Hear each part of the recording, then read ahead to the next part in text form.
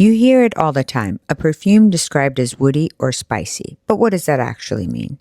Woods like cedar, sandalwood, vetiver, and oak give a perfume structure. They can be dry, creamy, smoky, or resinous, and they usually anchor the base. Spices, cardamom, cinnamon, saffron, pink pepper, nutmeg, add rhythm and contrast. They bring warmth, mystery, and even a little sharp edge.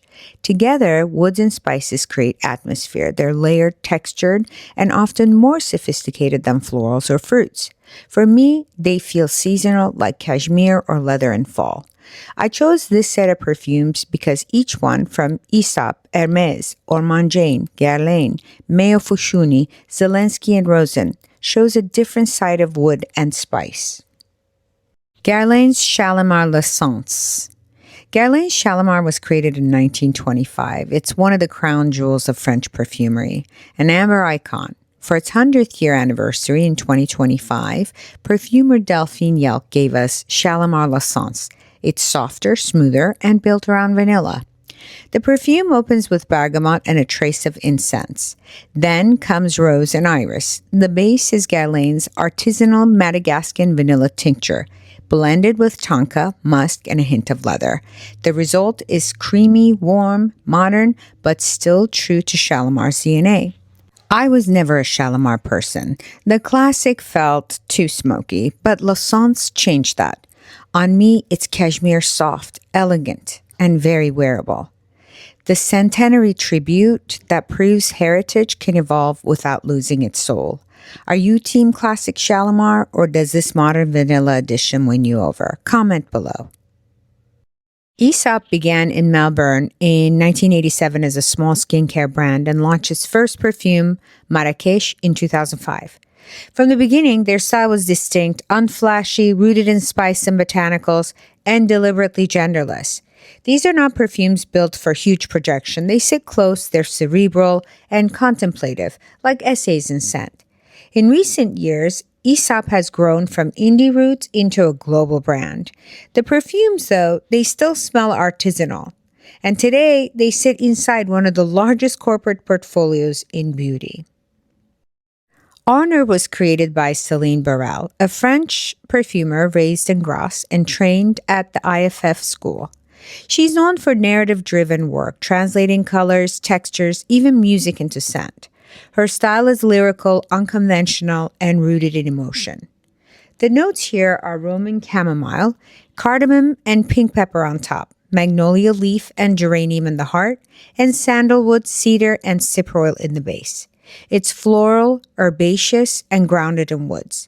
The brief for this perfume included music as inspiration. Nina Simone's Lilac Wine, one of my favorite songs of all time. You can sense that influence here.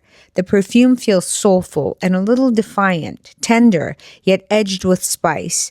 On my skin, it starts green and spiced, then softens into magnolia leaf and woods. It almost tips into dryness, but stops just before, staying round and elegant. For me, Aurner feels meditative. Above Us Steorra is Aesop's newest release, created with perfumer Céline Barral. The inspiration was the awe of star-filled sky, a fragrance about possibility and charting your own course. The dominant note here is cardamom. It's sharp, sizzling, deliberately unpolished, and it runs from the opening right into the base. Around it, Barral built what Aesop calls a fabulous accord. Frankincense, labdanum, and vanilla bean woven together to create a glowing impression of amber. A hint of cumin adds warmth and a human edge. On my skin, it begins dry and spicy, almost mineral, then softens into resin and vanilla. The cardamom never disappears. It keeps the whole perfume alive, hot and cold at the same time. To me, Steorra feels incandescent, luminous, contemplative, magnetic in the most Aesop way possible. Fuscuini, Little Song. Fuscuini is the vision of Giuseppe Imprezzabile, an Italian perfumer with roots in herbal medicine and anthropology. Before turning to fragrance, he studied plants and rituals, and that shows in his work. His perfumes are very deep stories, they're contemplative, and they're very poetic. Little Song was released in 2018. It's one of his most intimate works. It opens with the unexpected pairing of coffee and rose, then deepens into tobacco, vetiver, and musk. The effect is smoky, earthy, and tender, a perfume about solitude and reflection. For me, this one is personal. My younger brother gifted me the bottle after I interviewed Giuseppe for Elevated Classics. You could read that piece on our site, and I'll drop the link below. I don't wear a little song for others. I wear it as a private ritual, like music that plays only for me. Hermès Barenia Intense. Hermès is one of the rare luxury houses that has stayed truly independent. In the early 2010s, LVMH quietly built up a 23% stake, seen as a hostile takeover attempt. The Hermès family fought back, pooling their shares into a holding company. By 2014, LVMH was forced to unwind, and today nearly 67% of Hermès remains family-owned. Independence is central to their philosophy: control, continuity, and craftsmanship above short-term gains. That spirit shows in fragrance. Unlike houses that outsource, Hermès compounds, matures, and bottles at its own facility in Normandy. Perfume is treated with the same seriousness as silk or leather, stitched directly into the house's DNA. Barenia Intense was composed by Christine Nagel, Hermès' in-house perfumer. Trained as a chemist, she's known for her modern, precise style, giving Hermès a contemporary voice while respecting its heritage. Named after the house's iconic saddle leather, Barenia Intense interprets leather through oakwood, patchouli, and lily. Its structure is like a modern chypre with a supple leather accord running through it. On skin, it feels polished and tactile, like leather warmed by wear.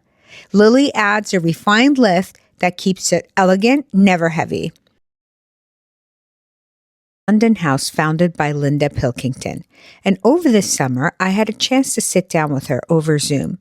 She is a fascinating entrepreneur, cool, thoughtful, with a real sense of taste. You can watch the full conversation in the video linked below, and I think you'll see why her story matters. Her latest release, Vanilla Mistral, was created in 2025 with perfumer Elodie Bernard and Nawaf Al-Jamia. They took vanilla somewhere unexpected. Instead of sugary comfort, it feels like a wind from the Mediterranean, dry, spiced, and a little mysterious. It opens with pistachio, cardamom, black pepper, and pomegranate, then settles into fig, violet, and a textured vanilla that hums under the skin. The base is ambergris, sandalwood, vetiver. It's salty, woody, atmospheric. On me, Vanilla Mistral is not a cozy vanilla. It's desire wrapped in spice, a little wild, and deeply elegant. A perfume for moments you want to be remembered, not just noticed. Zielensky and Rosen, tobacco pepper cedarwood and rosewood cedarwood sandalwood. Zielensky and Rosen is a modern perfume house founded by Erez Rosen after he discovered his great-grandfather's old notebook of fragrance formulas in Old Jaffa. That find became the starting point for a brand that celebrates perfume in the simplest way possible. Each bottle is named for its key ingredients. No metaphors, no fancy titles, just what's inside. Tobacco pepper cedarwood opens with a sharp bite of pepper, softens into smoky tobacco, and finishes on dry cedar. Rosewood, cedarwood, sandalwood is creamier, smoother, with polished woods that feel warm and balsamic. Both perfumes are rich, aromatic, and firmly rooted in wood and spice, the kind of scents that suit autumn perfectly, like pulling on heavier fabrics and leaning into darker textures. Yes, the branding is heavy on Erez's personality, but what matters is the juice. Honest, textured, and beautifully wearable. Woods and spices have this way of making perfume feel intimate, like a second skin that shifts with you through the day. Whether it's the quiet polish of rosewood, the darker edge of tobacco, these scents tell stories you can live in. I would love to know which note speaks to you most: sandalwood's creaminess, tobacco smoke, or the spice of pepper or cinnamon. Leave a comment below. I always read them and love hearing your takes. This is Hülya Aksu with Elevated Classics, and I want to thank you for watching my video.